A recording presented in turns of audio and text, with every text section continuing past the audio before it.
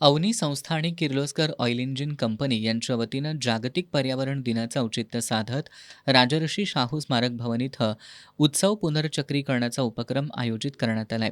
या उपक्रमाचं उद्घाटन कागद काच कष्टकरी पंचायत संस्थेच्या संचालिका सरुताई वाघमारे यांच्या हस्ते फीत कापून करण्यात आलं.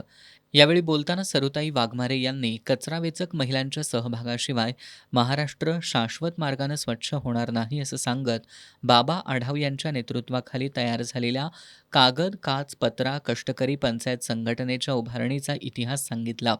यावेळी कचरा व्यवस्थापनामध्ये शाश्वत काम करणाऱ्या ग्रामपंचायतींचा सत्कार करण्यात आला. सकाळी 10 ते रात्री 8 या कालावधीत चालणाऱ्या या उपक्रमात कचरा वेचक महिलांच्या बचत गटाद्वारे आणि सहकारी संस्थांद्वारे पुनर्चक्रीकरण केलेल्या वस्तू तसंच सेंद्रिय बियाणं सेंद्रिय रोपांचं विक्री प्रदर्शन आयोजित करण्यात आलंय. त्याचबरोबर या उपक्रमात ओल्या कचऱ्यापासून खत निर्मिती याबाबतच्या मार्गदर्शनासह टेरेस गार्डन आणि प्लास्टिक रिसायकलिंगच्या प्रात्यक्षिकांसह तज्ज्ञांकडून मार्गदर्शन केलं जातंय.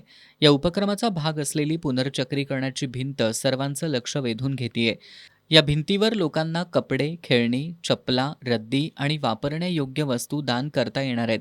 या उत्सवाच्या उद्घाटनावेळी उपमहापौर अक्षय जरग, नगरसेवक अभिजित खतकर, अवनी संस्थेच्या अध्यक्षा अनुराधा भोसले, किर्लोस्कर ऑइल इंजिन्सचे संजय बेनके, संजय पाटील, शरद आसगेकर, प्रदूषण नियंत्रण मंडळाचे डॉक्टर रोहिदास मातकर, कचरा वेचक कोऑपरेटिव्हच्या अध्यक्षा भारती कोळी आदी उपस्थित होते.